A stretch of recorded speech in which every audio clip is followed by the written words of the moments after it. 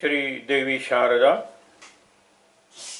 प्रभु श्री रामचंद्र, भगवान श्री गोपाल कृष्ण, श्री महारुद्र हनुमान, महर्षि श्री वेदव्यास, श्रीमद आद्य शंकराचार्य, शांति ब्रह्म श्री एकनाथ महाराज, संत सूर्य श्री तुकाराम महाराज,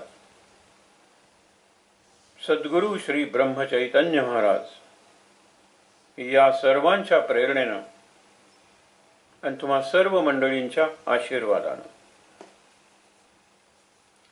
आज चतुर्दशी युक्त अमावस्या अशी एकंदर तिथी आहे. चतुर्दशीचा रात्री 12ला अमावस्या सुरू होते, पण उद्या परत सोमवार आहे, सोमवती आहे, अनेकांची काहीतरी व्रत असतात. म्हणून आजच बऱ्याच जणांनी गटारी अमावस्या साजरी केली. जोरात गटारी असे शीर्षक एका याच्यात होतं, गटारी जोरात. म्हणजे इतका कोरोनाचा आतंक वगैरे काही असू दे, आज जरा रिलॅक्स केलं होतं सरकारने. आज रविवार म्हणून रिलॅक्स केलं का गटारी म्हणून रिलॅक्स केलं हे सरकारच जाणव. कारण एकाने पाहून कळवलं की फळाच्या दुकानात जर 2-3 माणसं असतील तर मटण चिकन वगैरेच्या दुकानात एक 10-15 होती आणि दारूच्या दुकानात 50-60 होती. कारण आज ते जास्तीत जास्त खायचं. कारण आता उद्या सोमवार आहे, खरं उद्या अमावस्या आहे, पण सोडा, परवापासून श्रावण सुरू. श्रावण सुरू झाला की गणपतीला बुडवेपर्यंत म्हणजे त्याचं विसर्जन करेपर्यंत बरेच जण मांसाहार करत नाहीत. त्याच्यापैकी काही जण मद्यपानही करत नाहीत. त्यामुळे काय की आजची अमावस्या ही राखून ठेवलेली आहे की आज भरपूर खा, भरपूर प्या, गटारात पडला तरी चालेल, स्वच्छ व्हा आणि श्रावण महिन्याला सामोरं जा. आपणही श्रावण महिन्याला सामोरं जाणार आहोत, कारण तो खास श्रवणाचा महिना असतो. कसं जायचं, काय जायचं, सद्गुरू सुचवतील आपल्याला. उद्या आपल्याला काहीतरी शेवटचा घोषणा करावीच लागेल पुढच्या कार्यक्रमाबद्दल. तर आपण एक विचार करूया. आज जरी बाकीची दुनिया ज्यांना आवडतं ते गटारी अमावस्या साजरा करेल, आपण त्रिवेणी संगम साजरा करणार आहोत. इथे आज सावतामाळी याची पुण्यतिथी आहे. आपण तुकाराम आणि एकनाथ महाराज या 2 संतांच्या जीवनाचा, विशेषतः त्यांच्या आरतींचा विचार करणार आहोत. वरती ज्ञानोबा आहेतच, म्हणजे तसं बघितलं तरी ज्ञानोबा, एकनाथ, तुकाराम आहेच आणि सावतामाळी आहे. आपण या सगळ्या संतांबद्दलचे महत्त्वाचे प्रसंग बघितलेलेच आहेत. विशेषतः मानसवारी करताना निरनिराळ्या संतांच्या स्थानांचं स्मरण करून. कारण पहिल्यांदा तुकारामाचं करावंच लागलं, तिथूनच आपली मानसवारी म्हणजे पालखी सुरू झाली. नंतर ज्ञानोबाचं दर्शन करावं लागलं, कारण दुसरा दिवस तिथून सुरू झाली. असं करत करत काही महत्त्वाचे टप्पे आपण घेतले होते, तुम्हाला आठवतच असेल. त्याच्यात सावतामाळी होता. सावतामाळीची एक गोष्ट अगदी सर्वांनी लक्षात ठेवायची, तो सर्वांचं स्वागत करायचा आपल्या मळ्यात. त्या मळ्यावरून जी जी दिंडी पालखी जाईल त्या सगळ्यांना म्हणायचा, थांबा जरा, मी तुम्हाला काहीतरी जेवणाची, भोजनाची किंवा फराळाची तरी व्यवस्था करतो. आणि नंतर सगळ्यांना नमस्कार करून सांगायचा की माऊली, जाताना तुम्ही पायधूळ माझ्या मळ्यात झाडली आहेत, मला आवडलं, पण येताना मात्र विसरू नका, कारण येताना तुम्ही पंढरपूरची पायधूळ आणणार आहात.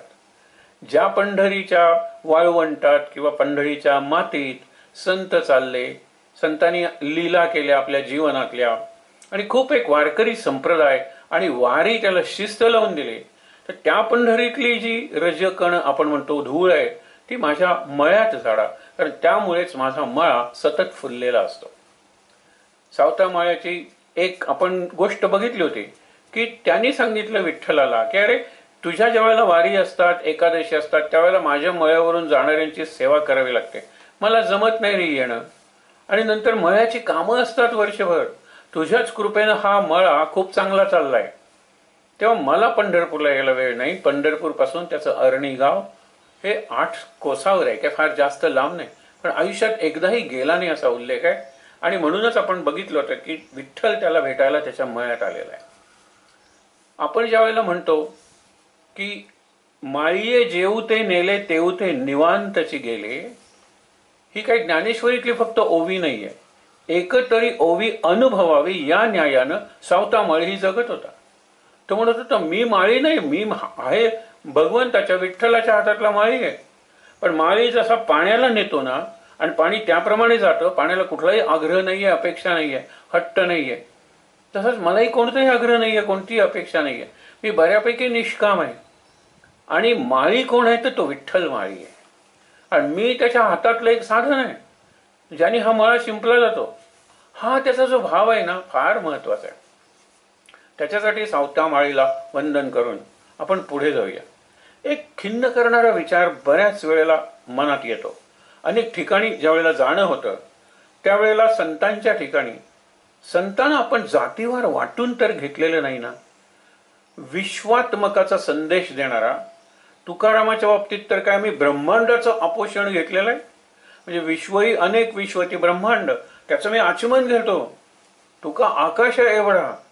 पण तरी सुद्धा का तो ज्या जातीचा आहे त्या जातीच्या लोकांनी तुकाराम आमचा, नामदेव ज्या जातीचा आहे त्यांनी, खरं म्हणजे ज्ञानेश्वरांनी त्यांच्या सगळ्या काळातल्या लोकांनी संतांनी दाखवून दिलं की जातीला जन्माला काहीच महत्व नाही.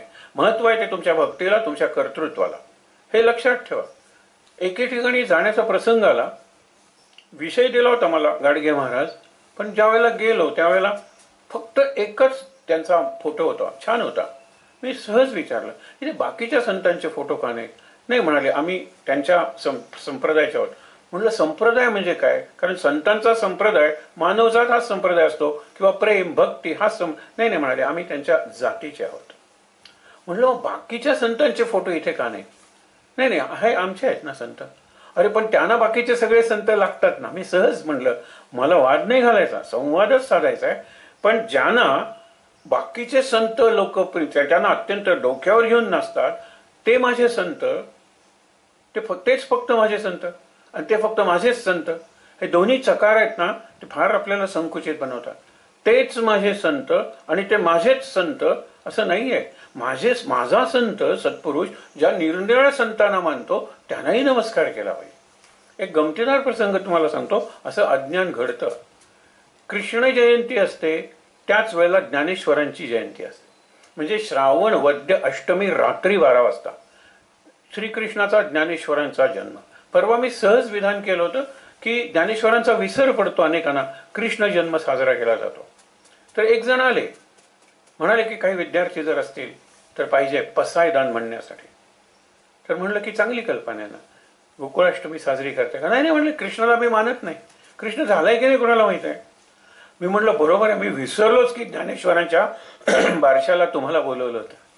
तुम्ही ज्ञानेश्वरांच्या बारशाला गेला होता. ज्ञानेश्वर होतेच, झालेच, ज्ञानेश्वरी आहेच, पण गीता नाही आहे. हे लक्षात ठेवा. की त्यांनी तशी सांगितली वगैरे आम्ही काही मानत नाही. मग मी म्हटलं खरं सांगू का की माझे विद्यार्थी पसायदान केवळ ज्ञानेश्वरांच्या पुढे गायला येणार नाहीत. अर्थात तुम्हाला पाहिजे असतील तर मी देतो विद्यार्थी, पण एक लक्षात ठेवा तुम्ही ज्ञानेश्वरांपुढेच म्हणा, ज्ञानेश्वर ते कृष्णापर्यंत पोचवल्याशिवाय राहणार नाहीत. कारण आमची श्रद्धा आहे ज्ञानेश्वर म्हणजे कृष्ण आहे आणि ज्ञानेश्वरांची श्रद्धा आहे की कृष्णच मूळ आहे, त्याचंच मी कपडे बदलून एक अवतार झालेला आहे. अज्ञान असतं आपलं. बघा हा संकुचितपणा आहे ना, तो ज्या बुद्धीने आपण करतो तीच बुद्धी आपल्याला विशाल विचार करायला शिकवते. नाथ आणि तुकाराम असे दोन आहेत. नाथांचं चरित्र आपल्याला तेवढं माहीत नसतं जेवढं तुकारामाचं माहीत असतं. नाथांच्या रचनाही आपल्याला गवळण वगैरे जर काही सोडले विशेष माहीत नसतात जेवढ्या तुकारामाच्या असतात. सहज तुम्हाला सांगतो की मराठी भाषा जाणणारा असा एकही माणूस या पृथ्वीवर नसेल ज्याला तुकारामाची एक तरी ओळ माहीत नाही. निदान तो म्हणेल आली या भोगासी असावे सादर, ठेविले अनंत तैसेचे राहावे, म्हणेल काहीतरी. तुकारामाच्या आरतीच्या आधी आपण तुकारामाच्या जीवनातलं काही बघणार त्यावेळेला त्याची फक्त काही ओळी बघूया आपण. आता नाथांचं बघूया आधी. एकनाथ हे 1533 ते 1599 66 वर्ष जगले. 1599 म्हणजे 16व्या शतकाचं, म्हणजे ज्ञानेश्वरांनंतर त्यांचा जन्म साधारणतः 225 वर्षानंतर झाला. म्हणजे एका अर्थाने ज्ञानेश्वर आणि तुकाराम, रामदास, तुकारामच म्हणूया आपण, कारण ज्ञानबा तुकाराम हा मध्यम पदलोपी समास आहे. हा आपण विचार यापूर्वी मांडलेला आहे. वरती ज्ञानेश्वर आहे आणि खाली तुकाराम आहे, पण प्रत्यक्षात ज्ञानदेवे रचिला पाया आणि तुका झाला से कळस, आणि मध्ये बाकीचे संत येऊन जातात. मग नामदेवांनी भिंती बांधल्या असतील तर खांब दिला भागवत नाथांनी दिलेला आहे. आणि ही रचना फार लोकप्रिय आहे. म्हणून पाया या भागवत संप्रदायाचा, या वारीचा, या पंढरपूरच्या पांडुरंगाच्या दर्शनाचा पाया घातला असेल ज्ञानेश्वरांनी, पण पुढे प्रत्येक संतांनी ती इमारत उभारलेली आहे आणि ती इमारत फळा आली, म्हणजे अजूनपर्यंत चालू आहे. श्रद्धा तीच आहे, लक्षात ठेवा. कदाचित त्याच्यात काहीतरी भेसळ, आपण सौम्य, पण श्रद्धा आहे. ज्या श्रद्धेने 700 वर्षापूर्वी वारकरी जात होते त्याच श्रद्धेने ते आजही जातात. म्हणून ज्ञानबा तुकाराम म्हणताना मधले सगळे संत येऊन जातात. सर्व जमातीतल्या संतांची नावं आपण काही बघितली नाहीत असं नाही, सर्व संत येऊन जातात ज्ञानबा तुकाराम या घोषणेत. म्हणून ज्ञानबाई आहे, तुकारामही आहे आणि मधले एकनाथही आहेत. ही चांगली परंपरा आहे. तर नाथांचा जन्म झाला, पैठण जन्म झाला त्यावेळेला आनंद झाला. एकतर मुलगा झाला, वंशवेल आता पुढे चालेल. आणि ज्योतिषाला बोलवलं. ज्योतिष म्हणला की हा सरस्वती त्याच्या लेखणीत आणि जिभेत असणार आहे. अरे आनंद झाला. प्रतिभेचा विलास हा मुलगा, हा करणारा मुलगा जन्मलेला. हो. आणि नंतर तो गप्प झाला. तो म्हणला अरे मी बघितलंच नाही, हा मूळ नक्षत्रावर जन्मलेला आहे. आणि आपल्या श्रद्धा जे लोक हे मानतात त्यांनी मानावं, तुलसीदास मूळ नक्षत्रावर जन्मलेला आहे म्हणून आईने त्याचा त्याग केलाय, दाईकडे दिलेला आहे. पण हा अखंड राम राम राम म्हणून लोकांनी त्याला रामबोलाच म्हणलं आणि पुढे हा तुलसीदास झाला. प्रश्न काय आहे की ज्या वेळेला आपण मूळ नक्षत्राचा विचार करतो त्यावेळेला आपल्याला ज्योतिष वगैरेचा विचार करायचा नाही. हा मुलगा मुळावर आलाय या कुटुंबाचा असं समजलं जातं.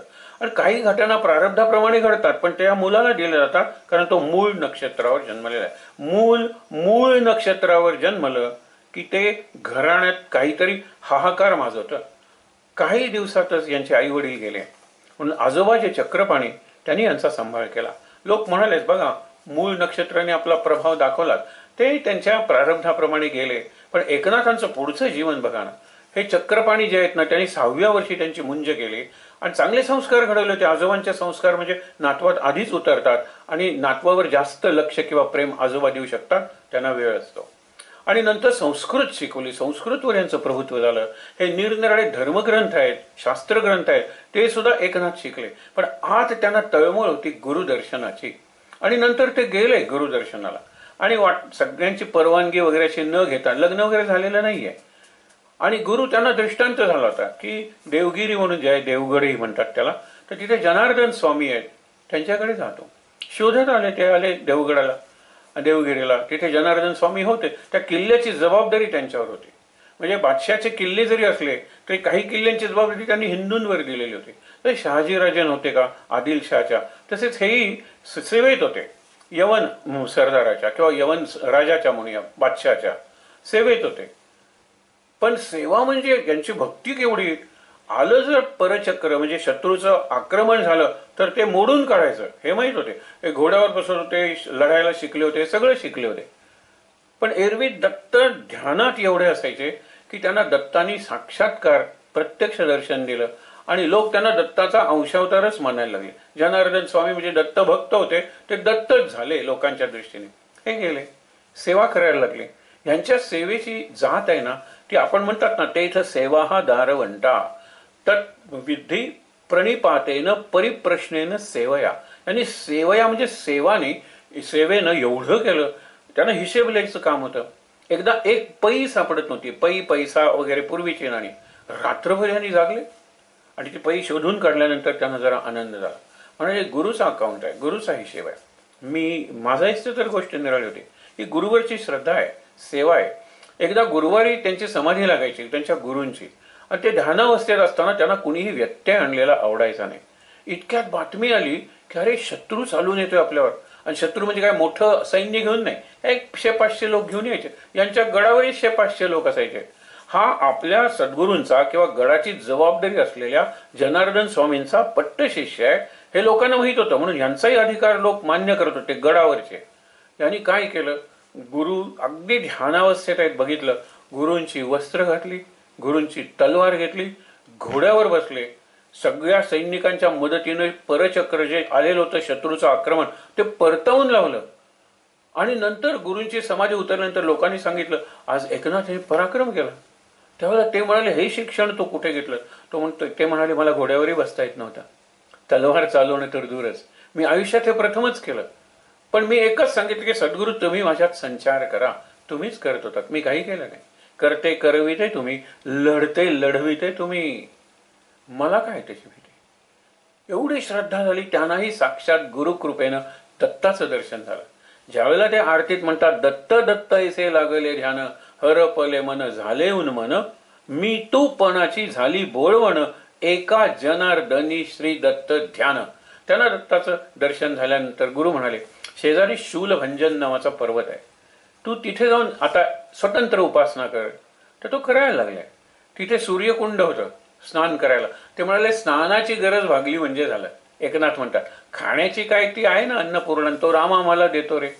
एका गवळ्याने बघितले, हे तेजस्वी तरुण होते आणि ध्यानात बसायचे. तेव्हा त्यांना दूध द्यायला लागला. एक दिवस तो दूध आणल्या असताना नाग त्यांच्या डोक्यावर फणा धरून, जणू काही उन्हापासून वगैरे ते छत्र धरत होता डोक्यावर. नागाने डोक्यावर छत्र धरणं म्हणजे विष्णूचाच अवतार झालात की तुम्ही. गवळी आणखीन नमस्कार करायला लागला आणि शेवटी म्हणला की तुम्ही साक्षात विष्णू, साक्षात परमेश्वर. मला तरी तुम्ही परमेश्वरच वाटता. तुम्हाला माहितीही नसतं, पण नाग किती सुंदर आणि अनेक दिवस चाललेलं आहे. मग ते म्हणाले, ठीक आहे, तुला जर असं वाटत असेल तर आता मी उपासना पुरी करतो आणि गुरूंकडे जातो. पुन्हा ते त्या देवगिरीला आले. जनार्दन स्वामींनी काय उपदेश करायचा तो केला आणि सांगितलं की तू आता स्वतंत्र हो. मी तुला एक आज्ञा देतो. ती आज्ञा म्हणजे दोन आज्ञा दिल्या. एक आध्यात्मिक म्हणजे पारमार्थिक दिली आणि एक प्रापंचिक दिली, की तू चतुश्लोकी भागवत आहेत ना, त्याच्यावर निरूपण करायला लाग, प्रवचन करायला लाग. तो विचार लोकांना सांग. भागवतातले 4 श्लोक जे व्यासाना नारदांनी सांगितले आणि त्याच्यात सगळा विषय, जगाची उत्पत्ती आलेली आहे, जगात कोण शक्ती आहे आणि त्या शक्तीची उपासना, सगळं ते सुंदर त्या 4 श्लोकात सांगितलेलं आहे. मराठीत हे सांगता सांगता त्यांच्या मनात अशी प्रेरणा झाली की लोकांना हे एवढं आवडतंय. मी जर संस्कृत मधून मी बोलू शकतो, वाचलेलं सुद्धा यांना कळत नाहीये. मग संपूर्ण भागवत आहे ते मराठीत सांगण्यात आपण त्यातला एक स्कंध निवडूया. मग त्यांनी स्कंध 11वा निवडला आणि त्याच्यावर भागवत सांगायला सुरुवात केली. मग चतुश्लोकी भागवतावर निरूपण कर ही पहिली त्यांनी दिलेली पारमार्थिक किंवा आध्यात्मिक आज्ञा होती. आणि गुरुची दुसरी आज्ञा होती की लग्न कर आणि चांगला प्रपंच कर आणि आशीर्वाद दिला. गिरिजाताई नावाच्या अत्यंत आदर्श अशा पत्नी, हरिपंडित नावाचा अत्यंत तेजस्वी बुद्धिमान मुलगा झाला. पण ज्यावेळेला हे भागवत लिहून ते ऐकवायला लागले लोकांना, भागवतावर मराठीतून प्रवचन करायला लागले, त्या दिवशी त्या हरिपंडितांनी वाद घातला की मराठीत नका भागवत सांगू आणि भाषांतर तर करूच नका. ते म्हणाले, ज्ञानेश्वरांनी गीतेवर करून आधीच ही परंपरा पाडलेली आहे, मी तीच पुढे चालवणार. मग शेवटी एक दिवस त्या हरीनं विचारला आईला की एक तू पतीजवळ राहशील किंवा पुत्राजवळ राहशील. त्यांनी क्षणात सांगितलं की तू स्वतंत्र आहेस जायला, मी पती बरोबरच राहणार आहे. ते सगळं हरिपंडित निघून गेला रागवून काशीला, कारण तो पंडितच होता. तिथेच तो शोभला. तिकडे काय गंमत झाली बघा. एका श्रीमंत सावकाराला स्वप्न पडलं लागोपाठ 3-4 दिवस की पैठणला नाथ आहेत, त्यांना या विठ्ठल रुक्मिणीच्या मूर्ती नेऊन दे, तू स्थापना करू नकोस. त्याप्रमाणे तो आला. नाथांनी मंदिर म्हणजे मूर्ती स्थापन केल्या, मंदिर केलं. आता जर विठ्ठल रखुमाईच चालत आलेले आहेत तर कथा कीर्तन करायला काय, इतकी रसाळ कथा कीर्तन ते करायला लागले. गर्दी जमायला लागली. भागवत सांगत होते मराठीतून, गर्दी जमायला लागली.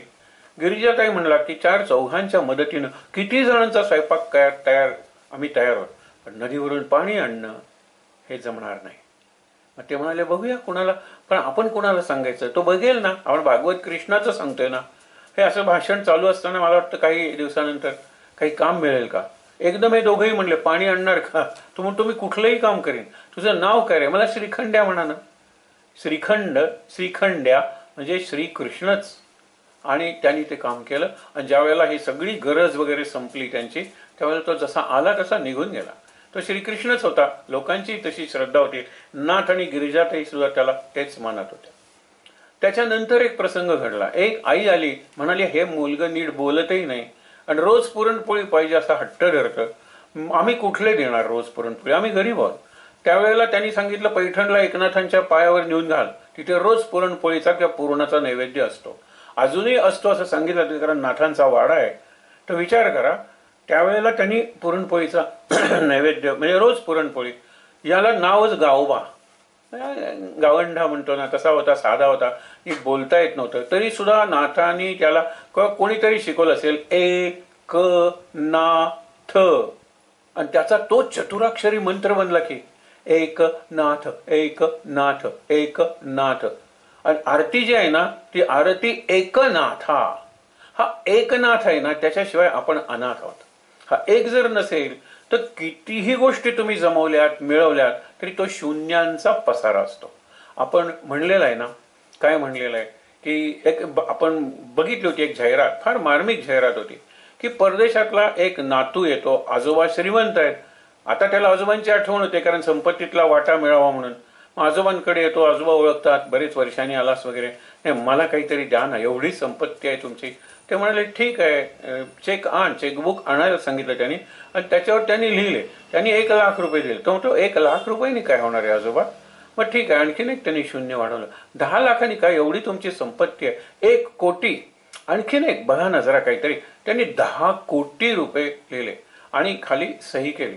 आता सही झाल्यानंतर आणि 10,00,00,000 रुपये मिळाल्यानंतर आजोबांना सही करण्यापूर्वी त्यांनी उठवलं होतं. आजोबा अगदी शेवटचे श्वास मोजत होते तरी ते हे सगळं करू शकले आणि नंतर त्यांनी एकदम त्यांना धाडकन खाली टाकलं कारण 10,00,00,000 रुपये मिळालेत ना. इतक्या आनंदात तो वाचत असताना पाऊस पडत असतो, त्या छपरातून एक थेंब गळतो आणि 1 या आकड्यावर थेंब पडतो आणि तो आकडा पुसला जातो आणि इतक्यात तो पळत येतो, आजोबा आजोबा जरा. त्यावेळेला ती नर्स सांगते ही इज नो मोर. ते गेले. केव्हा गेले, आत्ता तर होते ना, तुम्ही ज्या वेळेला त्यांना टाकलत ना त्याच वेळेला ते गेले. आता त्या इतकी शून्य असलेला तो चेक, त्याला काही अर्थ नव्हता कारण एक गेलेला होता. आपल्या जीवनात हा एक नाही, बाकीच्या सगळ्या गोष्टी आहेत किंवा सत्ता आहे, संपत्ती आहे, सौंदर्य आहे, उपभोगाची सगळी साधनं आहेत, सगळी वाहनं आहेत, कम्युनिकेशन सिस्टम आहे सगळ्या प्रकारची, पण नाही आहे काय, आनंद नाही आहे, आनंदच नाही आहे. नाथांच्या शेवटच्या ओळी आहेत त्यावेळेला आपण एक कविता बघणार आहोत. पूर्वी दुसऱ्या संदर्भात बघितली होती, या संदर्भात बघूया. आता पुढे जाऊया नाथांचं चरित्र घेऊन. चरित्रातल्या त्यांच्यात सगळ्यात महत्वाच्या बऱ्याच गोष्टी आहेत, सगळ्या सांगत बसत नाही. सगळ्यात महत्वाचं काम त्यांनी केलं ते म्हणजे ज्ञानेश्वरीची शुद्ध प्रमाणित अशी प्रत तयार केली. त्याचा प्रसंग कसा घडला बघा की लोक इतके पाठभेद झाले होते कारण प्रिंटिंग नव्हतं आणि एवढा मोठा ग्रंथ लिहून घ्यायचा, बरं साक्षरताही नव्हती, म्हणजे त्यात चुका होत गेल्या. म्हणजे मग्न हा जर शब्द असेल ना तर काही प्रतीत भग्न, त्याचाही अर्थ लोक लावायला लागले. काही प्रतीत लग्न, त्याचाही अर्थ लावायला, एखाद्या प्रतीत नग्न सुद्धा असेल परंतु अर्थ लावायला लागले लोक. पण हा अनर्थ होता हे एकनाथांच्या लक्षात आलं. इतके पाठभेद होते म्हणजे एकाच्या ऐवजी दुसरा शब्द. मग उपलब्ध प्रती त्यांना ज्या मिळाल्या त्या त्याचे मांडून बसले असतील. एक एक ओवी वाचली, ज्ञानेश्वरांना शरण गेले, आपल्या आतला आवाज ऐकला म्हणजे अंतर देवतेला विचारलं आणि नंतर योग्य शब्द कुठला असेल, मग्न असेल तर मग्न शब्द त्यांनी लिहिला, बाकीचे शब्द डिस्कार्ड केले म्हणजे काढून टाकले. असं करताना एक जे काम सुरू केलं होतं त्यांनी, इतक्यात पैठणला एक अवलिया होता, म्हणजे मुसलमान फकीर होता, त्याला ज्ञान चांगलं होतं आणि नाथ गेले त्यावेळेला त्यांनी नाथ येत आहे ते पाहून एक भरजरी त्याला वस्त्र कोणीतरी दिलेलं होतं आणि जुने फाटलेले कपडे होते, त्यांनी त्या कपड्यांचे तुकड्यांची ठिगळं लावायला सुरुवात केली. बरं ते काय फाटलेलं वस्त्र नव्हतं, रेशमी वस्त्र. नाथाला बघून तो हसला. नाथ म्हणाले हे तुम्ही काय करताय, हे सुंदर रेशमी वस्त्र आहे आणि त्याला तुम्ही ठिगळं काय लावताय. त्यावेळेला तो म्हणाला आपल्या पैठणमध्ये एकनाथ म्हणून कोणीतरी राहतात, त्या एकनाथांनी ज्ञानेश्वरी शुद्ध करायचं ठरवलंय, पण शुद्ध करता करता तो कदाचित आपल्या ओव्या त्यात घुसडून देईल. हे असं काम दिसेल. मग ज्ञानेश्वरी म्हणजे भरजरी वस्त्र आहे आणि त्याच्यात दुसऱ्या कोणी, एकनाथांना म्हणाले की अरे हा नाथांचा ज्ञानेश्वरांचाच आपल्याला संदेश आहे, हा एक प्रकारचा ईश्वरी आदेश आहे. नमस्कार करून ते गेले. त्यांनी त्यातल्या त्यात ज्ञानेश्वरांना शरण जाऊन त्या ओव्या सगळ्या लिहिल्या आणि शेवटी एक ओवी लिहिली की आता हे मराठी अगदी वाचायचीच असेल तर ती सुंदर ओवी आहे. या ज्ञानेश्वरीची ये पाठी जो ओवी करील मराठी, आणि या ज्ञानेश्वरी घाल तेणे अमृताची ये ताटी जाण नरोटी ठेवली. अमृताचं ताट आहे, सगळीकडे अमृताचे पदार्थ करून वाढलेले आहेत, त्याच्यात एक कट्टे चांदीच्या वाट्या वगैरे असतील, सोन्याचं ताट असेल, ती ज्ञानेश्वरी आहे. अशा वेळेला तुम्ही एक आधी ओवी आपली म्हणून जर ज्ञानेश्वरीत घुसडली, ज्याला प्रक्षिप्त म्हणतात, तर ती करवंटी ठेवल्यासाठी होईल. आपण कट्टी म्हणतो ना, नरोटी, कसं विचित्र दिसेल. आणि म्हणजे एका अर्थाने शपथ घातलेली आहे की ह्याच्यात बदल करू नका. नाथांनी हे फार मोठं कार्य त्यांनी केलं आणि या कार्याला मान्यता मिळावी, जनमान्यता मिळावी असा एक दृष्टांत त्यांना झाला, म्हणूनच ते कार्याला झाले. आता लोक म्हणतात की ते गेले तिथे त्यांनी ज्ञानेश्वरांची समाधी उकरली आणि बघितलं तर खरंच ज्या वृक्षाच्या जवळ समाधी बांधलेली आहे त्या वृक्षाची मुळी गेली होती आणि ज्ञानेश्वरांच्या गळ्याला फास बसला होता. ज्ञानेश्वरांनी स्वप्नात जाऊन सांगितलं, अरे माझा श्वास कोंडलाय रे, तो मोकळा कर. आणि त्यांनी मग ती मुळं जी होती ती कापून टाकली आणि ते वरती आले. हे अर्थवाद म्हणतात, सांगण्याची पद्धत आहे. पण मुळात आहे ना, हे निरनिराळे जे पाठभेद झाले होते, मला मूळ काय सांगायचंय, माझा श्वास कोंडलाय तेव्हा तू शुद्ध कर. आणि म्हणून आपण म्हणतो की ज्ञानाचा एका आणि नाम्याचा तुका. नामदेवानी भरपूर अभंग रचना करण्याची, काल आपण आरती की शतकोटी अभंग करशील हे विधीनं त्यांच्या जिभेवर लिहूनच पाठवलं त्यानं. पण शतकोटी अभंग राहिले. मग तुकोबा झाले. तुकोबांच्या आरतीच्या वेळेला तो प्रसंग बघूया. आधी आपण आरती बघूया कुणाची, तर यांची नाथांचा जो शेवट आहे ना आणि तुकारामाचा शेवट, काहीतरी रहस्य आहे. नाथांनी मात्र सगळ्यांना सांगितलं की आता फाल्गुन वद्य षष्ठी मी जाणार आहे. मग तीच तारीख का निवडली, ती माझ्या गुरूंची जन्म तारीख आहे. ती माझ्या गुरूंना त्यांच्या गुरूंनी दिलेल्या अनुग्रहाची तिथी आहे. मला गुरूंनी अनुग्रह दिला तीही तिथी तीच आहे आणि माझ्या गुरूंच्या महासमाधीची म्हणजे पुण्यतिथी ही तीच आहे. तीच मी निवडली आहे. म्हणजे गुरुच्या उत्सवात माझा उत्सव होऊन जाईल. माझा स्वतंत्र उत्सव करायची गरज नाही. त्या दिवशी उठले, भोजन घातलं सगळ्यांना, दिंडी घेऊन गोदावरीच्या काठावर आले, सुंदर कीर्तन केलं आणि सगळ्यांचा निरोप घेऊन गोदावरीच्या पाण्यात शिरले आणि वाहत गेले. त्यांच्या गळ्यात कीर्तन घालताना जे हार घातलेले होते ते हार पाण्यावर तरंगायला लागले आणि लोकांनी समजलं की हे गेले. पण त्यांचं प्रेत तर पाहिजे होतं. लोकांनी ते शोधून काढलं, त्यांना मंत्राग्नी दिला, त्यांच्या अस्थी वगैरे करून त्याची समाधी बांधली. एक गोष्ट सांगण्यासारखी आहे, त्यांचा एक शिष्य होता, साधा शिष्य होता. तो सगळ्यांना दंडवत घालायचा म्हणून त्याला दंडवत स्वामी म्हणायला लागले लोक. म्हणजे तो गाढव दिसलं, जनावर दिसलं तरी दंडवत घालायचा, इतका नम्र होता तो. लोक चेष्टन त्याला दंडवत स्वामी म्हणायचे, त्यांनाही तो दंडवत घालायचा. एकदा चेष्टा करण्यासाठी मेलेलं गाढव, त्याच्या भोवती कुत्री आहेत आणि त्याला सांगितलं ह्याला जिवंत कर. तर तो म्हणाला, काय माझ्या गुरूंची एवढी शक्ती आहे की ते माझ्या अनुभवाने गाढवाला जिवंत करेल. ते गाढव उठून बसल्यावर त्यांनी त्या गाढवालाही नमस्कार केला. त्यावेळेला ते म्हणाले, हे बघ, तू गाढवाला जिवंत केलेस, या चमत्काराला लोक नमस्कार करतील, तुझं इथून पुढचं जीवन अवघड करून टाकतील, तेव्हा तू जीवन संपव. आत्ताच संपवतो की त्यांनी नाथांच्या शेजारी बसला आणि अशी समाधी लावली की तो पुन्हा देहभानावर आलाच नाही. ते गेले. त्याचा अंत्यसंस्कार केल्यावर लोक म्हणायला लागले की तो ब्राह्मण होता, त्याची ब्रह्महत्या केलेली आहे, तुम्ही प्रायश्चित्त घेतलं पाहिजे. म्हणाले, वाटेल ते प्रायश्चित्त घ्यायला तयार आहे, पण तुमच्यापासून मी त्याला वाचवले हे लक्षात ठेवा. शांती ब्रह्म होते, त्यांना राग कधी येत नव्हता. त्या गोष्टी आपण बघितलेल्या आहेत. शांती ब्रह्म एकनाथ का म्हणतात, पण इथे लक्षात घ्या. तर ते म्हणाले की तुम्ही एक काम करा, ज्ञानेश्वरांनी याच पैठणला रेड्याच्या तोंडून वेद वदवले होते, याच पैठणला तुम्ही आहात, तर हा जो नंदी आहे शंकरा पुढचा, त्या नंदीला गवत खायला घाला. ते म्हणाले, शंकराच्या मनात असेल तर काय अशक्य.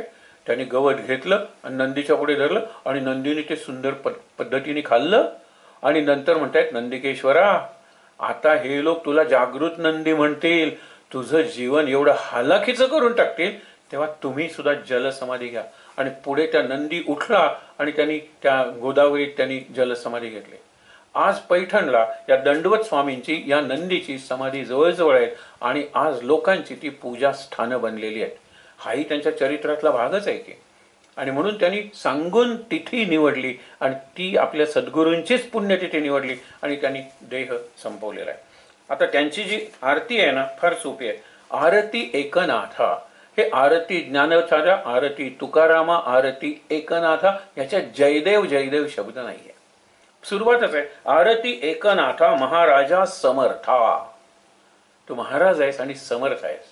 समर्थ आपण सगळी आधी वाचूया. त्रिभुवनी तुची थोर, जगत गुरु जगन्नाथा, आरती एकनाथा. हे काय आहे? हे ध्रुपद आहे. दोनच छोटी कडवी आहेत. एकनाथ नाम सार, वेदशास्त्रांचे गुज, संसार दुःख नाम महामंत्राचे बीज. हे नाम एकनाथ हेच नाम सांगतायत. म्हणजे ओम श्री एकनाथाय नमः, एकनाथ महाराजाय नमः असंच सांगतायत. दुसरा मंत्रच नको आम्हाला. आणि एकनाथ म्हणल्यानंतर तो आला ना विश्वनाथ. एकनाथ सगळं जग चालवणारा जो विश्वनियंत आहे आणि त्यालाही चालवण्यासाठी देणारी ती शक्ती आहे ना, तोच एकनाथ आहे. त्या एकनाथाशिवाय आपण सगळे अनाथ आहोत. लक्षात ठेवा, दीनानाथ राम आहे म्हणून आपण कितीही दीन झालो तरी आपल्याला नाथ आहे. पण हा जो एकनाथ आहे, रामाचाही राम आहे, तो लक्षात ठेवा. हा परमेश्वरच आहे साक्षात. म्हणून वेदशास्त्रांचे गुज म्हणजे रहस्य, संसार दुःख नाम महामंत्राचे बीज, आरती एकनाथा, एकनाथ नाम घेता. हे शेवट दुसरं कडवं आहे. एकनाथ नाम घेता सुख वाटते चित्ता, अनंत गोपाळदासा धणी न पुरे गाता, आरती एकनाथा महाराजा समर्था, त्रिभुवनी तुची थोर जगद्गुरु जगन्नाथा. प्रत्येक शब्द महत्वाचा आहे. आरती आपण बघितलेलं आहे की तुमची स्तुती करतोय, आर्त भावाने तुमची प्रार्थना करतोय. आरती एकनाथा म्हणजे सद्गुरूच आहेत ते. आणि एकनाथाचा अर्थ एकनाथ. महाराजा, महाराज तर आहेतच ते. समर्था, समर्थ शब्द ते सामर्थ्य निराळ आहे, ते विश्व चालवण्याचं सामर्थ्य आहे. अनंत कोटी ब्रह्मांड नायकाचं ते सामर्थ्य आहे. आपण समर्थ रामदास स्वामी म्हणतो, श्री स्वामी समर्थ म्हणतो, कितीदा तरी आपण म्हणतोच. श्रीराम समर्थ म्हणायचे कोण? रामदास स्वामी. आणि म्हणून आपले गोंदवलेकर महाराज सुद्धा श्रीराम समर्थ म्हणूनच पत्र वगैरे काही लिहायला सुरुवात केली तर श्रीराम समर्थ. तेही रामदास म्हणायचे श्रीराम समर्थ. आपण त्यांना समर्थ रामदास म्हणतो आपल्या दृष्टीने. आणि श्री स्वामी समर्थ, श्री स्वामी समर्थ हे सुद्धा अक्कलकोटचे स्वामी समर्थच आहेत. प्रत्येक जण समर्थ असतात, पण त्यांचं सामर्थ्य हे या जमिनीवरचं नसतं, तर ते दिव्य सामर्थ्य असतं. ते बदला वाल्याचा वाल्मिकी हे सामर्थ्य आहे हो. वाल्याचा नाश नाही केला आणि कोणतरी मिस्टर वाला एवढं नाही बनवलं, वाल्मिकी बनवलं. आपण म्हणतो ना तो दारू प्यायला लागला होता, आता बरा संसार करतो कारण दारूचं व्यसन सोडलं, पण तेवढंच केलं. हेही चांगलं आहे. याच्यासाठी शिक्षक उपयोगी पडतो, गुरु उपयोगी पडतो, समुपदेशक म्हणजे काउन्सिलर उपयोगी पडतो. पण सद्गुरू जो आहे तो बदलूनच टाकतो, अंतर्बाह्य बदल घडवतो त्या व्यक्तीत. मग त्रिभुवनी तुची थोर, हा त्रिभुवन शब्द जवळजवळ प्रत्येक आरतीत आलेला आहे. आणि त्याचा भाव हाच आहे की त्रिभुवनाच्या पलीकडे तू आहे, ते त्रिभुवन चालवणारा तू आहेस. या त्रिभुवनाचं आरंभ मध्य अंत याचा नियंता तू आहेस, म्हणजे नियंत्रण करणारा तू आहेस. हे आहे त्रिभुवनी तुची थोर जगद्गुरु जगन्नाथा. तो एकनाथा जगन्नाथा, एकनाथा विश्वनाथा. बघा ना, अर्थ एकच आहे. एकनाथा दीनानाथा. बघा, जगद्गुरु, तो जगद्गुरु. जगद्गुरु काय कन्सेप्ट आहे? तो जगाचा गुरु नाही. जग म्हटल्यानंतर आपल्याला मटेरियल वर्ल्ड दिसतं, हे सामान्य जग दिसतं, किंवा पॉलिटिकल वर्ल्ड दिसतं, म्हणजे राजकीय जग दिसतं, नकाशा जगाचा वगैरे. असा अर्थ नाही आहे. ज आणि ग जन्मल्यापासून गमन करतं, म्हणजे जन्मल्यापासून नाश होण्याकरता मृत्यूकडचा प्रवास सुरू होतो, त्या सगळ्याला जग म्हणलेलं आहे. आणि ह्या जगाचं रूप आणि स्वरूप समजून त्या जगावर ज्यांची सत्ता आहे तो जगद्गुरु आहे. जगद्गुरु शंकराचार्य, कृष्णम वंदे जगद्गुरुम. हे जगद्गुरु म्हणजे जगाचे असे गुरु नाही आहे, ते जगाला चालवणारं जे तत्व आहे, जे गज आपण त्याला म्हणतो. जग बाहेर जात आहे, गज आत येत आहे. आणि ह्या गजाननाचं तोंड त्याला गजानन गणपती म्हणलेलं आहे. गजाननाला खूप अर्थ आहे. जगानन आहोत आपण सगळे, जगानन. आपली तोंड जगाकडे. अरे त्यांनी काय केले बघ, हे ती फॅशन बघ, अरे त्याचं घर बघ, अरे त्याचा रंग बघ घराचा, हे सगळंच बघतोय. हे जगानन. बाजारात हे करतोय, सिनेमाला जातोय, नाटकं बघतोय, सगळं बाहेर बाहेर बाहेर. जगानन होतं. आत गेला की गज. जग सतत जाणार, गज सतत स्थिर. गणपती स्थिर आहे, ज्ञानाचा देव आहे तो. ज्ञान काही अस्थिर, ज्ञानाचा विकास होत जातो. तर म्हणून गजाननाची उपासना करणाऱ्यांनी जगानन होणं थांबवलं पाहिजे आधी, आणि मग शांतपणे गणपती आपल्यात उतरेल. हे एकनाथांच्या बाबतीत, ज्ञानेश्वरांच्या बाबतीत, संत साधू सगळ्यांच्या बाबतीत हेच आहे. जगद्गुरु जगन, एकनाथ नाम सार. एकनाथ नाम सार त्यांनी सांगितलेलं आहे. कशाचं? वेदशास्त्रांचे गुज. वेदशास्त्र गीता काय आहे ना, त्याचं रहस्य काय? एकनाथ. एकम सत विश्वा. आपण म्हणतात ना, विद्वान विप्रा बहुधा वदंती. एकच सत्य आहे. कुठेही नमस्कार करा, सर्वदेव नमस्कार केशवम प्रतिगच्छति, तिथे केशव सांगितलेला आहे. फक्त ओम हा एक आहे हे कोण म्हणतात, आमचे शिखांचं आहे. ओम एक, म्हणूनच त्यांचं असं जे चिन्ह आहे ना ते असा लिहिलेला ओम आहे आणि एक, दुसरं काहीच नाहीये. खरंच आहे ते. म्हणून एकनाथ नामसार वेदशास्त्रांचे गुज, सगळ्या वेदशास्त्रांचं रहस्य आहे ते हे आहे. संसार दुःख नाम महामंत्राचे बीज. हे संसार दुःख आहे ना ते जाईल जर सगळ्या महामंत्रांचं बीज जे नाम आहे मुळात ओम धरूया. ओम मधलं सुद्धा अ आहे. अच्या आधी ध्वनी आहे, ध्वनीच्या आधी स्पंदन आहेत आणि स्पंदन त्या शक्तीचे आहे. हे बीज आहे. आपण म्हणतो शतकोटीचे बीज वाचे उच्चारी. आपण सहज समजण्यासाठी त्या 100 कोटीची वाटणी केली, 2 अक्षर उरली राम, ती शंकरांनी स्वतःकडे ठेवली. बाकीचं अयन आपल्याला दिलं हे आपण बघितलं. शतकोटीचे बीज, इथे महामंत्राचे बीज. कुठलाही मंत्र घ्यावं, अ शिवाय ओम होत नाही, ओम शिवाय विश्व निर्माण होत नाही.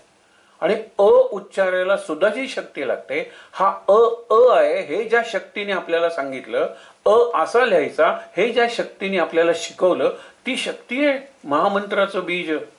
प्रत्येक मंत्राची शक्ती आहे. म्हणून सीता शक्ती श्रीमत हनुमान कीलकम. राम आत बसलाय, सीता शक्ती आहे. सीतेला शक्ती मिळवल्यानंतर रामाचं दर्शन. पण सीता शक्ती मिळवण्यासाठी ती जिथे आहे ती किल्ली हनुमान आहे, हे लक्षात ठेवा. एकनाथ नाम सार वेदशास्त्रांचे गुज, संसार दुःख नाम महामंत्राचे बीज. हे संसार दुःख निघून जातील. पुढच्या याच्यात काय सांगितले बघा ना, एकनाथ नाम घेता सुख वाटते चित्ता. गेले संसार दुःख. एकनाथ नाम घेता सुख वाटते चित्ता. अनंत गोपाळ दासा हा कवी आहे, हा भक्त असेल एकनाथांचा. धणी न पुरे, धणी म्हणजे त्यात समाधानच होत नाही. किती म्हणजे हे चांगली गोष्ट आहे ना. नाम नाम घेऊन समाधान झालं. 13 माळा ठरवलं, आता झाल्या बुवा. तेव्हा एखादं म्हणतं झाल्या बाई. हे बाई आणि बुवा कोण आहे? तो व्याकरणात हे अविकारी शब्द आहेत. कारण कुणीही म्हणेल, लहान मुले म्हणेल झालं बुवा, म्हातारे माणसं म्हणेल झालं बुवा. आणि तसं बघायला गेलं तर बायकाही म्हणतील झालं बुवा. काय म्हणजे संपलं बुवा, खूप थंडी पडली आहे बुवा. हा बुवा कोण आहे विचार करूया. कारण आपल्याला झालं की बुवा म्हणतो आपण, किंवा झालं की बाई म्हणतो आपण. काय झालंय? धणी न पुरे चित्ता, धणी न पुरे नाम गाता. धणी न पुरे म्हणजे समाधान होत नाही. इथे एक बघितले पाहिजे. आपण तुकारामाकडे वळणार आहोत. एक आपण बघितली होती कविता, डिव्हाइन डिसकंटेंट नावाचा एक कन्सेप्ट आहे. सगळ्या धर्मग्रंथात दिसतो की दिव्य असमाधान, दिव्य असमाधान. आता हे नामाचं असमाधान किती घेतलं तरी समाधानच होत नाही. पुन्हा पुन्हा घ्यावंच वाटतं. रियाज पुन्हा पुन्हा करावाच वाटतो, थांबावंच वाटत नाही. आपली आवडती व्यक्ती, आवडता अनुभव, आवडती वस्तू, आवडती कृती, हे सगळं समाधानच होत नाही आपलं. पण हे सगळं देहाच्या पातळीवरच आहे. दिव्य समाधान एक कविता आहे, इंग्लिश मधली आहे, त्याचं नाव नंतर सांगतो. पण देव बसला सगळी सृष्टी निर्माण करायला. नेचर लक्षात ठेवा, क्रिएचर लक्षात ठेवा. नेचर म्हणजे निसर्ग, क्रिएटर म्हणजे निर्माता, क्रिएशन म्हणजे निर्मिती, आणि क्रिएचर म्हणजे निर्माण झालेले जीव किंवा केलेले जीव आपल्यासारखे. तर तो करायला बसला. त्याच्यापुढे निरनिराळे पेले आहेत, निरनिराळी रत्न आहेत. आणि प्रत्येक जो रत्न आहे किंवा रत्न, माणिक, हिरा, मोती, पाचू, काही म्हणा, ते निरनिराळ्या गुणांचं प्रतीक आहे. उदाहरण सांगतो, वेळ नाही आपल्याला. तर त्यांनी सांगितलं चला हा एक पक्षी निर्माण करूया. आवाजाचा आहे ना, त्याला माणिक देऊया. सौंदर्य नको द्यायला, कोकिळा निर्माण झाली. नंतर ह्याला आपण काय करूया, हे देऊया, सौंदर्य देऊया, आवाज नको द्यायला, मोर निर्माण झाला. ह्याला सौंदर्य नको, आवाजही नको, कावळा निर्माण झाला. विविधता पाहिजे ना. सगळे पशु झाले, पक्षी झाले. आणि नंतर तो म्हणला आता मी विश्रांती घेतो. हा विश्रांतीचा दिवस रविवार होता. रविवार म्हणून आपण सुट्टीचा दिवस रविवार केलाय ना, हॉलिडे करतो आपण, त्याला हॉलिडे म्हणतो, एवढंच. आणि त्याप्रमाणे त्यांनी विश्रांती घेतली. आणि नंतर म्हणतो best of my creation, Paragon of all creation, म्हणजे सगळी ही सृष्टी मी निर्माण केलेली आहे, त्याचा मुकुट शोभेल किंवा मुकुटावरचा तुरा किंवा मुकुटावरचं रत्न शोभेल, अशी एक निर्मिती मी करणार आहे. म्हणाला की आत्तापर्यंत मला जरा त्रास तरी होत होता. काय की ह्याला काय देऊया, काय नको द्यायला, ह्याला हे देऊया तर ते द्यायला नको, त्याला ते तर द्यायला विचार करावा लागत होता. हा सगळ्यात बेस्ट बनवायचं म्हणजे ह्याला सगळंच द्यायचं. याला आवाज द्यायचा, ह्याला रूप द्यायचं, याला बाकीचं सौंदर्य शरीराचं वगैरे द्यायचं, याला बुद्धी द्यायची, याला भावना द्यायच्या, हे सगळी रत्न होती त्याच्या पेल्यात. म्हणून त्यांनी काय सोपं होतं, चला माणूस निर्माण करतोय, सगळं दिलं त्याला, सगळं दिलं आणि माणसाला तयार करून पृथ्वीवर पाठवणार. इतक्यात त्याच्या लक्षात आलं की एका पेल्याच्या तळाला एक रत्न चिकटून राहिलेला आहे. तो म्हणतो हे कशाला, हेही द्यायला पाहिजे. पण त्यांनी सहज बघितलं हे काय आहे, पीस ऑफ माइंड, मनशांती, हे रत्न राहिलंय. आणि तो त्याला देणार. इतक्या देवाच्या मनात विचार आला, हेही रत्न मी त्याला दिलं, मनशांती, समाधान, तृप्ती, हे जर मी त्याला दिलं तर he will forget the creator, तो निर्मात्यालाच विसरून जाईल. आता आपण म्हणतो देवा सगळं आहे रे, पण देवा हे दे रे ते, हे चाललंय ना आपलं, कारण डिव्हाइन डिस्कंटेंट आहे. देवाने ठरवलेली ही असमाधान किंवा अतृप्ती आहे. तो म्हणाला हे मात्र मी त्याला देणार नाही. त्याचं वाक्य लक्षात ठेवा, he will forget the creator and admire the creation. असा क्रिएचर मला निर्माण करायचा नाहीये. त्याला माझी आठवण राहिली पाहिजे ना, मी निर्माता आहे. निर्मात्यालाच विसरतो आपण. आपल्या दृष्टीने दृश्य निर्माते म्हणजे आई वडील, त्याच्यानंतर आपलं कॅरेक्टर वगैरे निर्माण करतात ते आपले शिक्षक.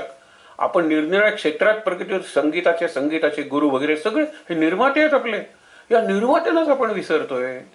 आणि त्यांनी निर्मिती केली त्याचं कौतुक करतोय, हा काय सुंदर आहे, अरे पण कलाकाराला विसरतोय. हे विचार करायला पाहिजे आपण. आणि म्हणून म्हणलेलं आहे की दिव्य असमाधान जे आहे ते दिव्य असमाधान त्या दिव्यतेचं स्मरण करून देण्यासाठी आहे. काहीतरी आहे, कमी आहे, काहीतरी आहे, कमी आहे. प्रत्येकाला काहीतरी कमी दिलेलं आहे. श्रीकृष्णाला सुद्धा अशी एक कथा आहे, त्याला अमृताच्या तळ्यात बुडवून काढलेलं आहे. आता बुडवून काढताना काहीतरी हात धरला पाहिजे. तर तो अमृताचं तळ नाही, असं एक तळ आहे की ज्याच्यात बुडवलं की ॲसिलीज हिल म्हणतात. कृष्णाच्या चरित्रात हा नाही, पण ॲसिली नावाचा एक त्याचा राजा आहे. त्याला सांगितलं हे जे तळ आहे ना जादूचं पाणी आहे. आईला सांगितलं ह्याच्यात त्याला टाक, सगळं पाण्याचा थर किंवा लेप बसू दे, मग काढ. कुठलंही शस्त्र त्याला मारू शकणार नाही. पण आई म्हणाली की कुठलंही शस्त्र मारू शकणार नाही, पण तळ्यात टाकल्यामुळे बुडून मेलं तर. म्हणून ती काय धरते, त्याचा पाय धरते आणि खाली त्याला धरून आणते. तीनदा असं करते. पण पाय धरल्यामुळे पाय कोरडा राहिला ना, पाय कोरडा राहिला, तिथे तो वध्य झाला. जसा दुर्योधनाच्या मांड्या, कृष्णाने सांगितलं की आई समोर काय नग्नावस्थेत उभा राहतोस, तेवढी तरी तू चड्डी घाल वगैरे, हा निराळा प्रसंग आहे. पण तिथे तो वध्य राहिला. तसंच कृष्णाला बाकीच्या ठिकाणी कुठे त्रास होणार नव्हता, पण म्हणून तो असा पाय पसरून बसला होता, कारण पायाचा जो तळवा आहे ना तो त्याचा वध्य होता, ज्याला प्रेग्नेबल म्हणतो आपण, किंवा तिथून काही शस्त्र त्याला मारू शकणार होता. म्हणून पायाला त्या व्याधाचा म्हणजे शिकाऱ्याचा बाण लागतो आणि रक्तस्रावून तो जातो. आता कुठला तरी एक वीक पॉइंट असतो. सगळ्या मानव जातीचं एक मर्मस्थान आहे, एक कमी आहे काहीतरी, ते म्हणजे मनशांती. आणि या मनशांतीसाठी जी इम्युनिटी पाहिजे ती आपल्याला या संतांनी दिलेली आहे. शरीराची इम्युनिटी, त्याच्यासाठी लस, व्हॅक्सिन, त्याच्यासाठी जीवनसत्व म्हणजे व्हिटॅमिन्स, आणि आपण म्हणतो चौरस आहार, बॅलन्स डाएट, सगळं देईल आपल्याला कोण, तंत्रज्ञान आणि विज्ञान. चांगलं चांगलं देत आलेले आहे. पण मन, बुद्धी, चित्त याची इम्युनिटी, जरा काही झालं की मनाचा तोल जातो, जरा काही झाली की बुद्धी अस्थिर होते, आणि जरा काही आपल्याला लालूच मिळालं की लगेच आपण भ्रष्ट होतो, चित्त अशुद्ध करून टाकतो. दे रे बाबा, भ्रष्टाचार. म्हणून पाहिजे काय आपल्याला, शांत मन, स्थिर बुद्धी आणि शुद्ध चित्त. परत सांगतो, याने आपल्याला इम्युनिटी मिळणार आहे. ती इम्युनिटी करोना काय कुठल्याही याच्या विरुद्ध लढण्यासाठी आपलं शांत राहणार आहोत. आपल्या चेहऱ्यावरचं हास्य किंवा आपल्या मनातला आनंद जाणार नाही, हे शिकलं पाहिजे. तुकारामाची जी आरती आहे ती अशीच आहे. तुकारामाचं आयुष्य तर 42 वर्षांचं. 1608 साली जन्मले, त्याच साली रामदासही जन्मले. पण रामदास पुढे 1681 पर्यंत वगैरे होते आणि हे 1650 साली गेले. म्हणजे फक्त 42 वर्षांचं आयुष्य. आणि या 42 वर्षात अर्धी वर्ष त्यांनी व्यापार केलेला आहे, संसार केलेला आहे. त्यांना दुसरी पत्नी, पहिली पत्नी, आणि दुष्काळ पडला, महादुष्काळ. त्या दुष्काळात सगळ्यांची चीज वस्तू, गुरं अनेकांची मेली, माणसं घरोघरी मेली. स्वतः तुकारामाचे आई वडील गेले, एक दोन मुलंही गेली असतील, भाऊ निघून गेला, कान्होजी, त्याच्यावर त्याचं प्रेम होतं. सगळी वाताहत झाली. तुकाराम शांत होते. आणि त्यांनी तिथे जी रचना केलेली आहे, नेहमीच आपण म्हणतो की पॉझिटिव्ह थिंकिंग बरोबर पॉझिटिव्ह लिव्हिंग पाहिजे. त्या पॉझिटिव्ह लिव्हिंगचं उदाहरण संत, आणि त्यातल्या तुकाराम, संत सूर्य. ते म्हणाले बरं झालं देवा दुष्काळ आणला, बरं झालं देवा दुकान बंद पडलं, बरं झालं देवा माझी वसुली झाली नाही, जी उधारी होती त्याची, बरं झालं देवा कुणी आता माझ्याकडे येत नाही, बरं झालं देवा पत्नी कर्कशा मिळाली, बरं झालं देवा आईवरील, असं करता करता म्हणतात बरं झालं देवा विठ्ठला आता तुझं माझं राज्य.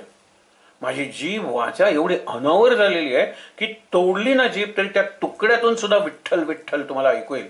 काय त्यांचा आत्मविश्वास आहे. हा आत्मविश्वास नाही नुसता, हा आत्मानुभव आहे. तो त्यांचा अनुभव आहे आणि अनुभव बोलतोय. तुकारामाच्या जीवनात खूप सांगता येण्यासारखं आहे. एकच बघूया, तुकाराम वैकुंठाला गेले. ही जी कल्पना जास्त घट्ट मनावर बसली ती तुकाराम नावाचा सिनेमा प्रभात कंपनीने जो काढला की जो जगातला पहिला सिनेमा 100 आठवडे सलग चालला आणि गिनेस बुकमध्ये आहे ते रेकॉर्ड. तुकाराम या दृष्टीने अमर होणार आहे त्या बुकमध्ये, कारण पहिला हाच कायम राहणार आहे ना 100 आठवडे चाललेला. तर त्याच्यात ते त्यांनी ट्रिक सीन सगळे, गरुड आणला, गरुडावर बसवलं, अमुचा राम राम घ्यावा, आम्ही चल अन्निगा म्हणजे आमच्या गावा, हे सगळं. आणि नंतर वैकुंठाला वगैरे गेलं. हे सगळं दृश्य लोकांना एवढं इम्प्रेसिव्ह म्हणजे इतकं प्रभावी वाटलं की त्यांनी ती कथाच बनवली. मग काही जणांनी निरनिराळ्या थिअरीज काढल्या की त्यांचा खून झाला, त्यांचा मत्सर करणाऱ्या लोकांनी केला आणि ते लपवू नये म्हणून एक थिअरी केली. काय थिअरी म्हणजे काय सिद्धांत म्हणला की ते वैकुंठाला निघून गेले असंही लोक म्हणतात. पण बऱ्याच लोकांनी सश्रद्ध संशोधन केलेलं आहे. ते म्हणतात की सर्वसंग परित्याग करून ते गेले, काशीला गेले. पहिल्यांदा काशीला त्यांना देहूचा माणूस भेटला. त्यावेळेला त्यांनी त्याला चिठ्ठी लिहून पाठवली की आता मी परत कुटुंबात येणार नाहीये, पण मी सुखात आहे, आरामात आहे, सुखरूप आहे, सुरक्षित आहे, तुम्ही चिंता करू नका वगैरे. त्याच्यानंतर ते पुढे ऋषिकेशला गेले. तिथे ओळखीचा माणूस भेटल्यानंतर हे 12 अभंग आकाशातून पडले वगैरे लोक जे म्हणतात त्यांच्या बरोबर 12 अभंग पाठवले. कंठा म्हणजे घालतात ते वस्त्र आणि एक जपाची माळ. हे तिने सांगितलं. मी ऋषिकेशमध्ये भेटलो आणि तिथून ते हिमालयात गेले. आणि असाही एक सांगितला जातो इतिहास. हा पटण्यासारखा इतिहास आहे, कारण तो वैकुंठवासी होता. सगळा संकुचितपणा गेला होता, त्याला देह भानावर नव्हता. मरण आपुले मरण पाहिले म्या डोळा. आणि तुकारामाची फक्त काही वाक्य बघूया, काय काय सांगत होता. वेदांचा तो अर्थ आम्हासीच ठावा, येरानी व्हावा भारमाथा. हे म्हणणं सोपं आहे का? नाही. अनुरणीया ठोकडा तुका आकाशा एवढा, असं म्हणणं सोपं आहे? ब्रह्मांडाचं आपोषण घेतलं. किती तुकारामाची अशी वाक्य आहेत. निरंजनी घर बांधिले आम्ही. निरंजन म्हणजे अलख निरंजन म्हणतो, जे दिसत नाही अशा ठिकाणी आम्ही घर बांधलेलं आहे. आणि त्यानंतर वर्णन त्या जीवनाचं. ह्या काही कविता नाही आहेत. आपल्याला फक्त आनंदाचे डोळे, आनंद तरंग माहीत असतं, पण हे सुद्धा तुकारामाचे नक्की सगळेच अनुभव आहेत. आणि आम्ही वैकुंठवासी परत परत म्हणायचे. आणि खरंच वैकुंठातच होते ते. वैकुंठाला आणखीन काय जाणार आहे? जिथे असतील तिथे वैकुंठातच आहे. कुंठा सगळी निघून गेलेली. संकुचितपणा, संकुचित वृत्ती, संकुचित दृष्टी पूर्णपणे गेलेली आहे. अरे अलख निरंजन, त्या निरंजनात आम्ही घर बांधलेलं आहे. आणि सगळं ब्रह्मांड वगैरे जसं गोटी असते ना स्वामी समर्थांच्या हातात, ते ब्रह्मांडाचं प्रतीक आहे. अनंत कोटी ब्रह्मांड, आय प्ले विथ इट. जसे गोट्या खेळतो ना तुम्ही, तसं मी खेळतो ब्रह्मांडांची. प्रत्येक ग्रह गोल आहेत ना, they are marbles for me. गोट्या आहेत त्यांच्याशी. काय कल्पना आहे बघा ना. ही शक्ती आहे. त्या शक्तीशी एकरूपून शरण गेलं पाहिजे. तुकारामाची आरती कुणी लिहिली एवढंच पाहून सोपी आरती आहे. अशीच 2 कडव्यांची आहे. रामेश्वर भट्ट नावाचे विद्वान त्या काळात होते आणि तुकारामाचा मत्सर करणारी मंडळी होती. कारण तुकारामाच्या कीर्तनाला गर्दी, यांच्याकडे कुणी जायचं नाही. मग त्या रामेश्वर भट्टांनी सांगितलं, हा वेदांचा अनुवाद करणाऱ्या याच्या बरेचशा रचना आहेत, अभंग रचना. अभंग रचना कशी जागी झाली? हा पहाटे उठायचा आणि बापर कुमा देवीवरू किंवा नामा म्हणे, जनी म्हणे, असे अभंग म्हणायचा. आणि त्याचा भाऊ कानोबा हा गोड आवाजात म्हणायचा. ते जागा झालेला असायचा पण पडून ऐकायचा. एक दिवस तुका म्हणे म्हणाला. मला चुकून झालं असेल. परत तुका म्हणे, परत तुका म्हणे, परत तुका म्हणे. आणि नंतर तो पुन्हा नीट ऐकल्यानंतर ह्या रचना आधीच्या संतांच्या ऐकलेल्या नाही आहेत, ह्या नवीन रचना आहेत. त्यावेळेला तो जाऊन म्हणतो, तुका तू काय म्हणतोयस? तुका म्हणे. त्यांनी सांगितलं, बाबा चुकलं रे बाबा, तुका काय म्हणणार आहे? हे सगळे आधीच्या संतांनी म्हणलेलं आहेत ना. अरे पण तू म्हणत होतास ना, ते मी ऐकलेलं नाहीये कधी. मग तेव्हापासून तुका म्हणे सुरू झालं. मग त्याच्या जीवनातले जे प्रसंग आहेत ते जर बघितले तर आपल्या लक्षात येतं की तुकाराम वैकुंठातच होते आणि तुका म्हणे ती त्यांची प्रतिभा होती किंवा जागृत झालेली कुंडलिनी शक्ती होती. आता हे बघूया, सोपं आहे. आरती तुकारामा. हा, तर रामेश्वर भट्टांनी आज्ञा दिली की याला अधिकार नाहीये, याच्या सगळ्या वया त्यानं दगड बांधून इंद्रायणीत बुडवा. ते म्हणाले, इंद्रायणीला तुझ्या काठी झालेलं आहे, मी उपोषण करतो, प्रायोपवेशन, एक तर मी मरीन. 13व्या दिवशी वयावरती आल्या. अर्थ आहे की वया मरणार होत्या, बुडणार होत्या, किंवा अनेकांनी लिहून घेतलेल्या होत्या. रामेश्वर भट्ट इतके त्या चमत्कार, म्हणजे एका अर्थाने की त्यांनी तुकारामांना शरण गेले, मार्ग दाखवा, हे सगळे अभंग आहेत भिजलेल्या वयातले, मी लिहून काढतो, तुमच्या बरोबर मला राहण्याची परवानगी द्या, आणि तुम्ही जे बोलाल ते वाक्य मी लिहून घेतो. आज ज्याला तुकारामाची गाथा किंवा तुकारामाचा गाथा म्हणतात, तो या रामेश्वर भट्टांनी लिहून काढलेल्या अशा अभंगांचा आहे. शरण गेले त्याला. त्यांनी ही आरती लिहिलेली आहे. आरती तुकारामा, स्वामी सद्गुरु धामा, सच्चिदानंद मूर्ती पाय दाखवे आम्हा. तू सच्चिदानंद असतास तर सच्चिदानंदाला पाय नाही, पण मूर्त सच्चिदानंद. गुरु साक्षात परब्रह्म आहे, म्हणून गुरु दिसतात. आपल्याला गुरूंची सेवा करता येते, परब्रह्म दिसतच नाही ना, त्याची सेवा काय करणार आहे. राघवे सागरात पाषाण तारिले. रामानी जसे पाषाण तारिले, तसं काय केलं, तैसे हे तुकोबाचे अभंग उदकी रक्षिले. त्याच शक्तीने, दगड ज्या शक्तीने तारले, श्रद्धा, राम लिहिलं दगड तरला, इकडे श्रद्धाच आहे, म्हणून त्या इंद्रायणीने ते अभंग तारिले. म्हणून तुकिता तुकयासी, तुकिता तुकयासी ब्रह्म तुकासी आले, म्हणून रामेश्वरे चरणी मस्तक ठेविले. एवढीच आरती आहे. म्हणून रामेश्वरे, हा तो रामेश्वर भट्ट, चरणी मस्तक ठेवलं, ते उचललंच नाही. खांद्याच्या वरचा देहाचा भाग मी उचललाय, त्याच्यात मेंदू नावाचा आहे, त्याचं जे कार्य करते, पण माझं खरं जे सत्व आहे, माझं खरी जी शक्ती आहे, रामेश्वर भट्ट म्हणून म्हणतो, त्या भट्टमध्ये असलेली जी सगळी शक्ती की जी मी बोलली असेल, पायावर अर्पण केलेली, आता ती माझी राहिलेलीच नाही, सद्गुरु तुकारामाची झालेली आहे. आणि काय कल्पना आहे, तुकिता तुकयासी ब्रह्म तुकासी आले. म्हणजे आपण ते बघतो, श्रीकृष्णाची तुला करताना तिने तुळशीचं पान घातलं आणि त्यावेळेला ते खाली आलं, कृष्णाचं पारडं वरती आलं. इकडे सगळं विश्व घातलेलं आहे, पण तरी तुकारामाचं पारडं येत नाहीये. विश्व विश्व विश्वकृत विश्वात्मा विश्वनाथ विश्वेश्वर विश्वंभर असा जो परब्रह्म आहे ना, ते घातल्यावर तुकारामाचं पारडं वरती आलेलं आहे. याच्यापेक्षा चांगल्या शब्दात सद्गुरूचं वर्णनच करता येणार नाही. सांगा बरं. म्हणून तुकिता तुकयासी ब्रह्म तुकासी आले, म्हणून रामेश्वरे चरणी मस्तक ठेविले. आरती तुकारामा, स्वामी सद्गुरु धामा, सच्चिदानंद मूर्ती पाय दाखवी आम्हा. आता एकच विचार बघायचा आहे आपल्याला की सद्गुरु धाम म्हणजे काय. तो 15व्या अध्यायात भगवंत म्हणतो, यद्गत्वा न निवर्तन्ते तद्धाम परम मम. तुम्हाला जन्म मृत्यूच्या चक्रातून सुटायचं आहे ना, माझ्या घरी या की, माझं परमधाम आहे. तिथे आल्यानंतर पुनर्गमन नाही, पुनरागमनम पुनरावर्तनम काहीही नाही. पण सद्गुरुधाम तसं नाहीये. सद्गुरुधामाकडे आपण जातो, तो म्हणतो की आता आनंदात राहिलास ना, अरे पण तुला कर्तव्य आहे, तुला प्रपंच आहे, जा पुन्हा ये, जा पुन्हा ये. असं सद्गुरूंचं धाम आहे, परमधामच आहे ते. पण सद्गुरू माऊली असल्यामुळे, माऊली कितीही प्रेम असलं तरी तुला सासरी गेलं पाहिजे, सासरीच तुझं कर्तव्य आहे, पण पुन्हा ये, लवकर बोलवे. महाराजांनी काय मार्मिक दृष्टांत ठेवलेला आहे. पहिल्या वर्षी दिवाळी सण असतो, लग्न झाल्यानंतर सगळी जावयाकडची माणसं वगैरे आली होती, त्यांचा चांगला आदर सत्कार, भेटी, उपहार वगैरे सगळं देणं झालं. दुसऱ्या दिवाळीला घरातल्या सगळ्यांना या ताईची आठवण झाली, पण बोलवायचं घर. आता तिची दिवाळी तिकडे आहे की नाही, सासरी आहे की नाही, पहिली माहेरी साजरी झाली, सासरची मंडळी इकडे आली, पण आई म्हणली पत्र लिहून तरी बघा ना. ते म्हणाले पत्र लिहिणंच चुकीचं आहे, ती मंडळी चांगली आहेत, एक वेळ पाठवतील, पण ते योग्य आहे का. मी म्हणाले मी सांगते म्हणून लिहा. तर महाराज म्हणाले, मुलीवरच्या प्रेमामुळे यांनी जी अत्यंत सुंदर युक्ती आहे, त्यांनी तिला लिहिलं की दिवाळी आलेली आहे, मुलीची आठवण सगळ्यांना येते, मुलीला जर पाठवता आलं दिवाळीला तर पहा, लिहिलं आणि खोडलं, अशा पद्धतीने खोडलं की ते वाचता यावं. काय म्हणतात माहिती आहे ना, म्हणून म्हणतात की असं तुमचं प्रारब्ध असून नसल्यासारखं करतील. आणि नंतर ते सासरे म्हणतात, अरे रे, याने एक खोडलं असलं तरी त्यांची भावना व्यक्त झालेली आहे, काय करूया की आपण पहिले 2 पाडव्यापर्यंत तिला इकडे ठेवूया आणि भाऊबीजेला आपण तिला तिकडे पाठवूया, इकडेही 2 दिवस आणि तिकडेही 2 दिवस. असं झालं ना, विचार करा. त्यांनी लिहिलं आणि खोडलं, तसे तुझं लिहिलेलं आहे ना भाळी, ते काल आपण वाचलं ना, माझ्या कुश्चित कर्माच्या ज्या भाळी लिहिलेल्या आहेत मुक्तेश्वर नागर सांगतो, त्या पुसून टाक. तर इथे काय केलेलं आहे, ते ठेवलंय पण पुसून टाकले. असं प्रारब्ध करतो सद्गुरू. लिहिलंय ना असू दे रे, पण तुला असून नसल्यासारखं करतो. मग काय बिघडलं?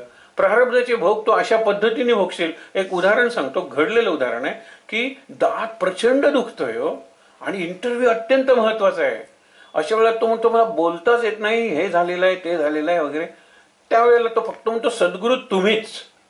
जातो इंटरव्ह्यूला गेल्यापासून इंटरव्ह्यू येऊन परत येतोपर्यंत दात पूर्ण थांबलेला, म्हणजे त्याला जाणीवच झाली नाही. नंतर दुखायला लागला, हा इंटरव्ह्यूला सिलेक्ट होतो ना. म्हणाले तुझं प्रारब्ध होतं, हे भोगही होते आणि तुला संधीही मिळणार होती.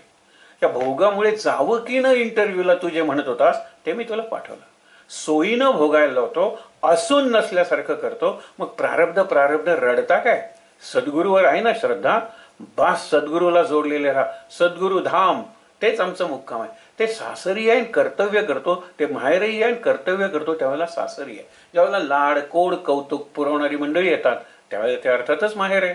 आणि ज्यावेळेला कर्तव्याची जाणीव करून देतात त्यावेळेला ते सासर आहे. दोन्ही पाहिजेत, कर्तव्यही पाहिजे आणि भावनाही पाहिजेत. म्हणून कर्तव्य भावना हा शब्द वापरला जातो. कर्तव्य भावना आहे माझी, मी हे सगळं कर्तव्य भावनेनं करतोय. भावना आहे ना मग हरकत नाही. आणि म्हणून सांगितलेलं आहे की तुकारामाचे निरनिराळे अभंग आहेत, काय अप्रतिम आहे तो. आणि त्या तुकारामाच्या अभंगाचा कॉन्टेक्स्ट जर कळला तर टेक्स्ट कळणार. उदाहरणं कितीतरी उदाहरणं देता येते. एक उदाहरण आपण बघितलं होतं, फार मार्मिक उदाहरण आहे ते, की तुकारामाचा मत्सर करणारी एवढी मंडळी होती, विशेषतः मंबाजी वगैरे. त्रास एवढा द्यायचा सगळ्या बाजूने, तरी ह्याचं रक्षण व्हायचं. परवा तुम्हाला सांगितलं की गाढवावरून यांची धिंड काढली. धिंड त्यावेळेला ते म्हणतात की एकच आहे की घरावरून न्या. अहो गाढवावरून धिंड, गळ्यात चपलांची माळा आणि गाढवाच्या शेपटाला बांधले फटाके डबा आणि त्याला फटाके, उधळलं गाढव. घराकडून न्या. घरावरून कशाला? नाही म्हणाले की दुसरं लग्न झालं, वरात निघाली नाही, तुम्हाला घोड्यावर बसलेलं बघायचं होतं, असं एकदा बायको अनेकदा म्हणलेली आहे. म्हणजे मग तिला वरात हवी होती ना, तुम्हाला घोड्यावर बसलेलं बघायचं होतं, दुसऱ्या लग्नात काही असं काही विशेष करत नाही, तर तिला दिसू दे ना. पण तुम्ही गाढवावर बसले, गाढव काय बसलोय ना, बघूया. आणि त्याच्या घरावरून जाताना आवली इकडे बोलतात त्याला, जिजाऊ नाव असतं तसं आवली असतं. बघ तुझं ध्यान कशावर बसून आलंय. ती येते बाहेर, तिला वाटलं तर कडाडेल, आडवेल, ओढेल त्यांना खाली. एवढंच राहिलं होतं, बाकी सगळे दुर्दैवाचे दशावतार तुम्ही आम्हाला दाखवलेत, एवढंच राहिलं होतं. ज्यावेळेला ते गाढवावरून येतात, हिच्या डोळ्यात पाणी, तिला शब्द फुटत नाही, नमस्कार करते आणि जातात. शेवटी ते सोडून देतात ना तुकारामाला, काय कायम गाढवावर ठेवणार नाहीत. परत येतात, म्हणतात की आवले नमस्कार काय करत होतीस? अगं मी गाढवावर बसलो होतो. नाही म्हणाली, तुम्ही गरुडावर बसला होतात. गरुडावर बसलेले साक्षात विष्णू दिसलात मला, म्हणून मी नमस्कार केला. मी काही वेडी नाही आहे वाटेल ते दिसायला. काय श्रद्धा आहे ही, हा भाव आहे. आणि तिने नमस्कार केला, लोकांना आश्चर्य वाटलं. आणि हे विचार, हो तुम्ही गरुडावर बसला होतात, गाढवावर नाही, आणि तुम्ही मला साक्षात विष्णू दिसलात, आणि मग वैकुंठाला गेलात किंवा वैकुंठात आहात. काय निराळ आहे सांगा बरं.